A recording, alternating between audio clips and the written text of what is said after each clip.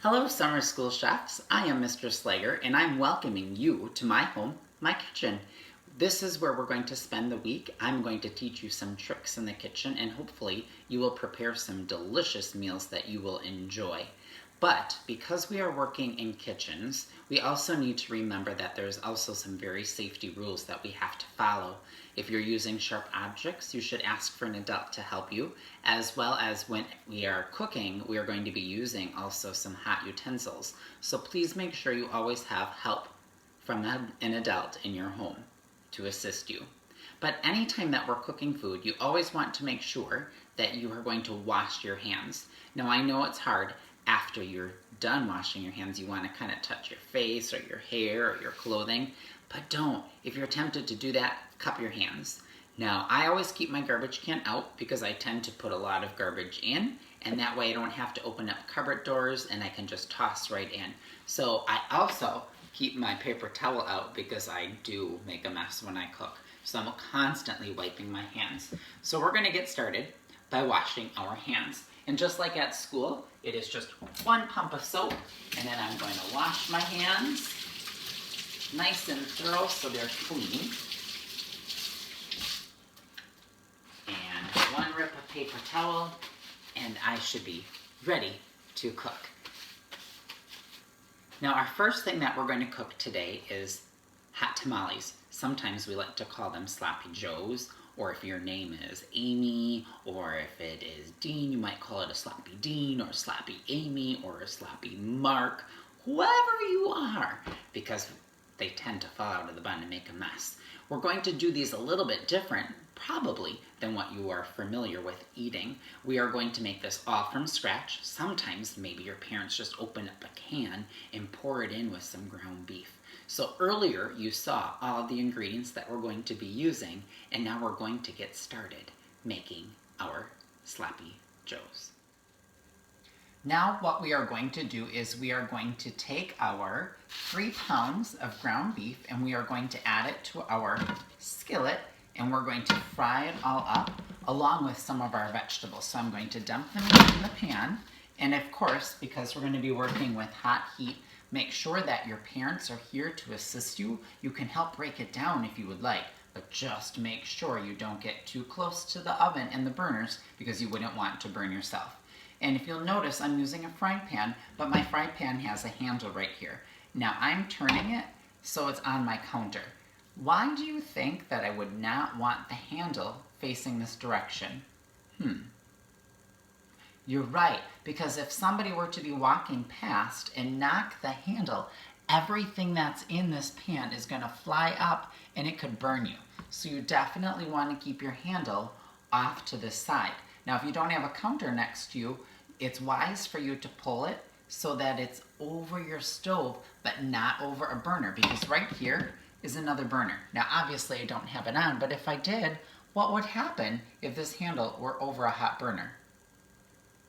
You're right. I could touch it and then burn myself. Now remember, I don't have anything on, so nothing is hot right now. So I'm just going to make sure that my pan has the handle facing this direction, and then I can also hold it as I'm trying to break this meat up. So right now the meat is a pink color. In order for it to be cooked all the way through, it's going to turn brown. So I'm going to turn my burner on just on low as it starts to cook. Now we're going to add to the meat some garlic. Now we need 3 cloves of garlic.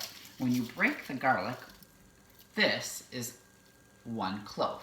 Now I need 3 of these, and I'm peeling them apart, and there's all this skin, just like we have on the clove of garlic. I'm going to teach you a little trick.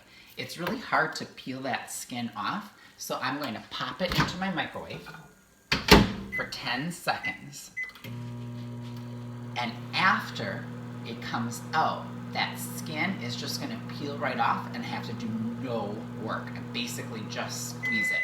Let's see how easy this is. Now obviously it's a little bit hot because I just put it in my microwave. So I'm going to take this and look at that. The skin comes right off. Now I'm using a chopper and I'm putting it right in here because we want to chop it up. All 3 are all nice and peeled. And then I'm also going to add to the chopper, we need to add our onion, and we need to add that to our chopper, and our red pepper. Now, because I'm using a vegetable, any produce, fruit that you get from the store, it's always very important to wash it off because of bugs and other people touching it. Now, I've already washed it, and it's already clean, ready to go for us today. So I am going to open up the pepper, and there's some seeds. We don't want to add that, so we're using all the pepper around it. And because I'm using a sharp knife, you want to make sure that mom and dad or an adult in your home are going to assist you so you don't get cut. And I'm going to add it all to my chopper. So I'm putting my onion, and onion has the same thing. We want to get rid of the skin. And I'm putting it in this chopper, and it is going to chop it all up for me really easy, so I hardly have to do any of the work. And then I can add it right to our meat in this pan. See how I'm scraping this all out? And now it's all going to fry together so that our vegetables are nice and soft and tender. Right now they'd be really, really crunchy. And to break up my meat into small pieces, I am going to use a spatula, like what you use to take cookies off of a cookie sheet. And I can break this meat up because I would not want a big chunk of meat like this on my bun for hot tamales. So I'm just gonna keep breaking it up. But as it is cooking, I don't want to be directly over my pot or my skillet like this, because as it starts to cook, grease is going to splatter up and it could burn me. So I don't want to do that, so I'm going to just step back.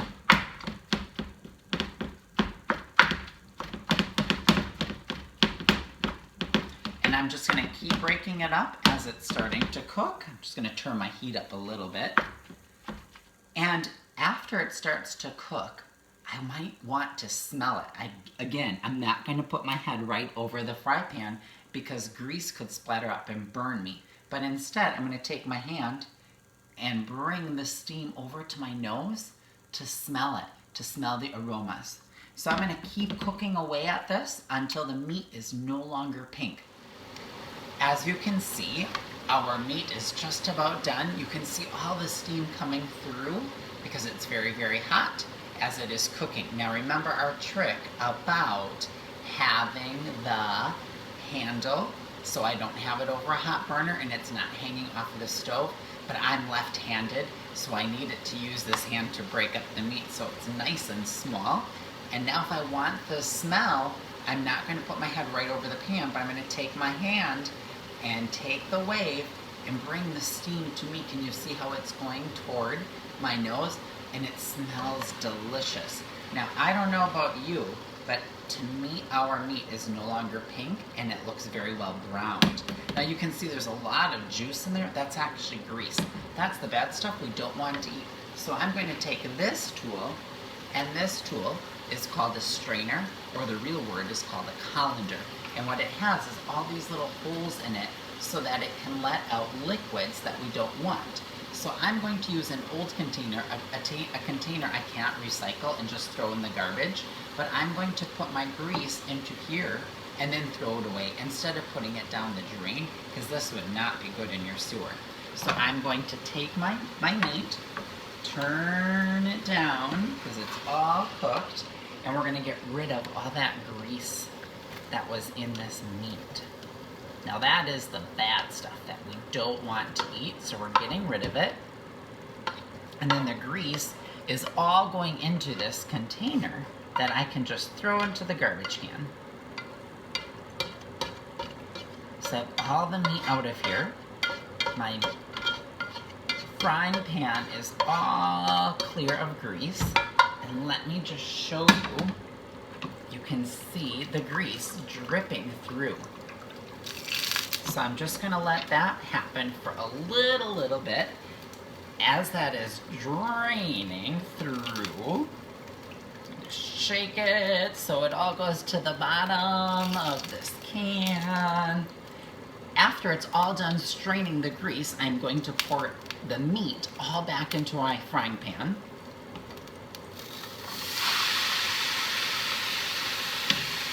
Not that it needs to cook anymore, but now what I'm going to do is add the rest of the ingredients so our hot tamale can finish. Sorry, I had my fan on. Let me turn that off so you can actually hear me.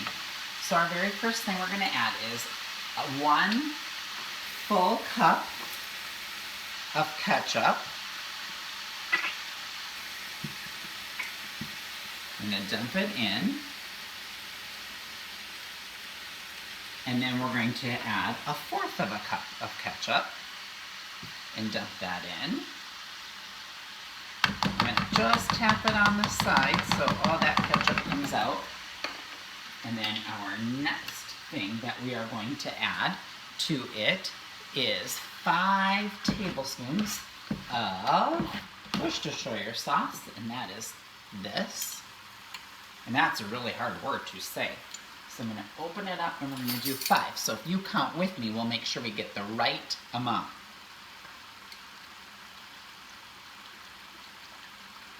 1, 2,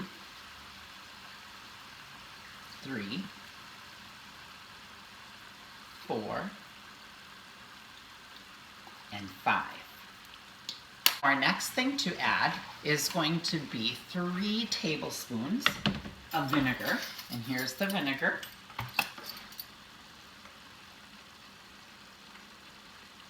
1, 2, and 3. And then we are going to add some brown sugar to it, and that's 4 tablespoons. So I have my brown sugar in a container, and you have to pack it kind of like you're building a sandcastle because it's very packy and it will stay in that shape. 1,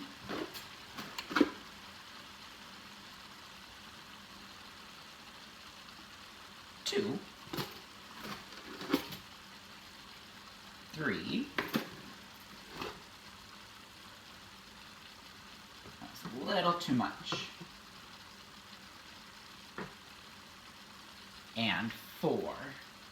We're going to add in mustard, just yellow mustard, and I always like to shake it up because the water sits at the top, and otherwise we just have water coming out, and we need 3 tablespoons of mustard.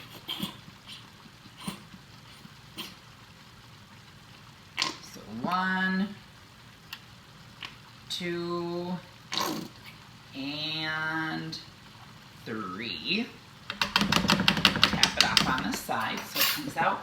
And then our last seasoning are 2 teaspoons of the chili powder.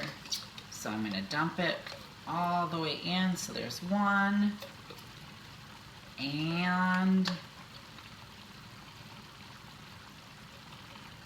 2. Now I'm going to mix this all together as those seasonings and flavors can all blend together, and it smells absolutely delicious. So I'm cooking it. It looks really good. So I want all of my meat to be covered with all of this Sloppy Joe mixture. And as you can see, it is now all very well blended, and it's all set. So I can turn my burner off. I'm going to take my plate with my bun on it, and I'm going to take a little bit and add it to our hot tamale onto this bun and put it on my plate. Oh, it looks scrumptious, and now I like to eat mine with pickles. But we're not done, because to go along with our meal, we have one more recipe to make that I'm going to show you.